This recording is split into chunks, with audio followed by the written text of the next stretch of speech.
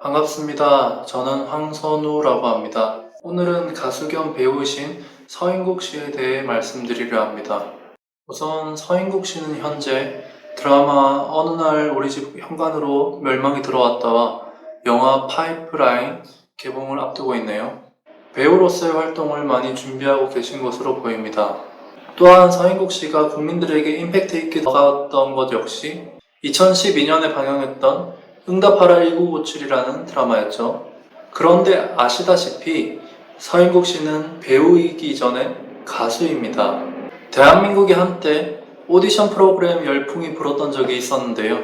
서인국 씨는 그 시작을 알린 슈퍼스타 K 시즌1의 우승자 출신입니다. 서인국 씨는 2009년에 슈퍼스타 K 우승한 이후로 가수 활동을 시작했습니다. 서인국 씨의 노래를 들어보신 분들은 알겠지만 특유의 스윗한 목소리도 정말 좋고 가창력도 정말 뛰어납니다. 그래서 서인국 씨 팬분들 사이에서 별명이 서사탕이더라고요. 그런데 서인국 씨는 슈퍼스타 K에서 우승할 당시 여러 상황 때문에 가창력이 저평가되었는데요. 그 대표적인 이유가 서인국 씨의 훈훈한 외모 때문이었습니다. 당시 서인국 씨에게 얼굴별로 우승했다고 비판했던 분들이 상당수 있었습니다. 게다가 슈퍼스타 K 시즌2에서 환풍기수리공 출신 허각씨가 엄친아라 불리던 종박씨를 이겨 우승했다 보니 서인국 씨는 허각씨에 비교당하며 가창력이 더 저평가되었습니다. 저는 그런 비판에 동의할 수 없었는데요. 슈퍼스타 K 시즌1을 기억하시는 분들이 있는지 모르겠지만 그 방송에서 꾸준히 주목받았던 사람은 준우승했던 조문근 씨와 3위했던 기랑미 씨였습니다. 서인국 씨는 그다지 주목받지 못하던 참가자였고 그저 묵묵히 노래만 했었는데요. 하지만 날로 성장하는 가창력과 다이어트로 드러나는 훈훈한 외모 그리고 특유의 스타성으로 다른 참가자들을 무섭게 따라잡아 결국 우승을 거머쥐었습니다. 그리고 준우승했던 조문근 씨와 3위했던 기랑미 씨는 개성 있는 음악을 많이 했다 보니 여러 장르를 소화하는 데 있어서 서인국 씨가 선두를 달렸던 게 사실입니다. 또 서인국 씨가 훈훈한 외모 때문에 역경 하나 없이 편하게 노래했을 거라 생각하는 사람들이 많았지만 사실 개천에서 용나는 사람이기도 합니다. 서인국 씨는 어릴 적 정말 어쩌다 한 번씩 치킨을 먹었는데 그게 너무 귀해 닭뼈를 버리지 않고 뿌려서 국으로 먹기도 했다는 이야기를 강심장이라는 토크쇼에서 말하기도 했죠. 또한 서인국 씨는 가수의 꿈을 가지고 혼자 서울로 왔는데 오디션을 보려 하니 자신의 나이는 23살이었고 기획사는 대부분 청소년만 받았다고 합니다. 그래서 나이 제한이 없는 슈퍼스타 K에 지원했던 거였고 우승하기까지 결코 쉽지 않았습니다.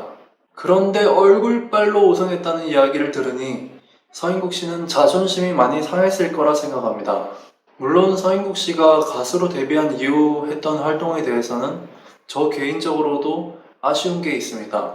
서인국 씨가 특유의 스윗한 목소리를 가지고 발라드나 R&B 장르의 노래를 많이 받았으면 좋았을 텐데 퍼포먼스 음악을 많이 받아서 가창력은 계속 저평가되고 얼굴빨이라는 낙인은 오히려 더 따라다녔습니다. 그런데 그때 서인국 씨는 좌절하지 않고 새로운 길을 정말 멋지게 열었는데요. 서인국 씨는 얼굴빨이라는 낙인을 역이용해서 배우가 되었습니다. 그 출발이 되어준 드라마는 사랑비였고 배우로서의 입지를 다져준 드라마는 응답하라 1997이었죠. 그래서 지금은 한 자리에 있는 배우가 되었습니다. 더 멋진 것은 연기가 인정을 받으면서 가창력까지 재조명이 되었습니다.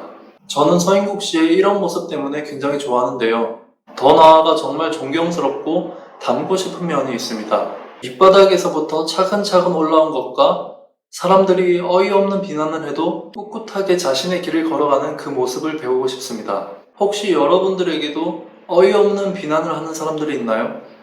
그래서 좌절스러운 마음이 드시나요?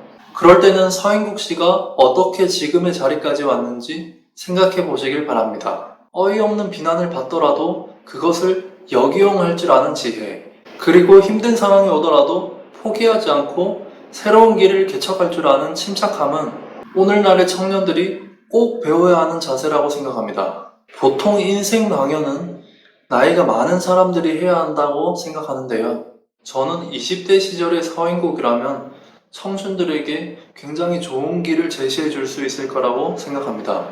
여러분들 역시 서인국 씨 못지않게 자신의 길을 꿋꿋이 그리고 정말 멋지게 닦으며 나아가시길 응원합니다. 감사합니다.